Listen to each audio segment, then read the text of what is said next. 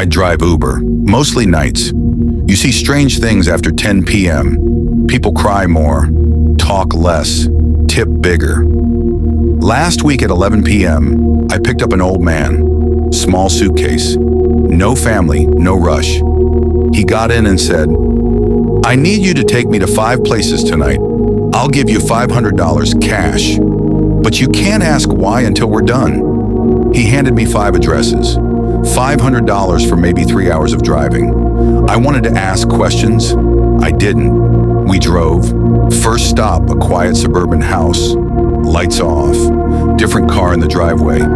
He didn't get out. He just stared at it. 5 minutes passed, then 10. Then I heard it. Crying. Not loud, not dramatic. The kind of crying someone does when they don't want anyone to hear. "Okay," he said finally. "Next one." Second stop in elementary school. Empty, dark. He stepped out slowly and walked toward the playground. He sat on a swing, an old man, in the middle of the night, gently moving back and forth. 20 minutes. When he came back, he smiled faintly. "I taught here," he said. 43 years. That was it. We drove again. Third stop, a small diner, still open. He went inside, ordered coffee, sat alone in a booth, didn't drink it, just stared across the table. 15 minutes later, he came back. My wife and I had our first date there, 1967. He didn't look at me when he said it. Fourth stop, the cemetery. He walked to a grave, stood there, talking quietly. 30 minutes. When he returned, his eyes were red. "My wife," he said. 3 years today." We didn't talk after that. The 5th address was a hospital. Bright lights, automatic doors opening and closing. He asked me to park and wait. Then he leaned forward slightly. "Now I can tell you why. I already knew something was wrong. I have stage 4 cancer," he said. "Weeks left, maybe days." My hands tightened on the steering wheel. "Tonight I wanted to see my life one last time," he continued.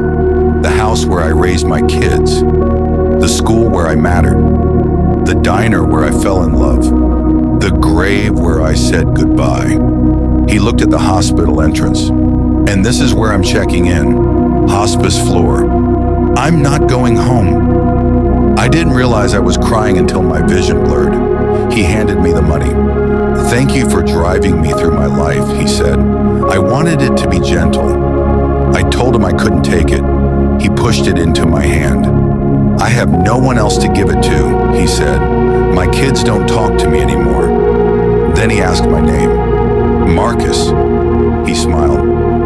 "Thank you, Marcus, for being the last good thing." He picked up his suitcase and walked inside. The doors closed behind him. I sat there for a long time, because no one should have to hire a stranger to say goodbye. The next day I went back. I asked for him. "Room 412. When he saw me, his face changed. "You came," he said. "For 2 weeks I visited every day. We talked about his wife, his students, the kids who stopped calling. One thing he said stayed with me. I thought I had more time." He said it more than once.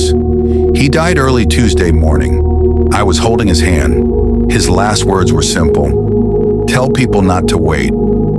His funeral had 6 people. 6.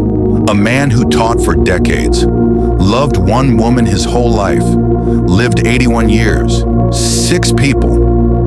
I still keep the $500 in my glove box. I've never spent it, because it isn't money. It's a reminder. One day you will leave a place and not know it's the last time. One day you'll have a conversation and assume there will be another. One day someone you love will become a memory instead of a person. We live like time is unlimited. It isn't. So don't wait. Don't delay the call. Don't postpone forgiveness. Don't assume there will be another chance. Some people don't need advice. They don't need fixing. They just need someone to sit quietly and stay. Someone is taking their last ride tonight. Make sure the people in your life don't have to pay a stranger to feel seen.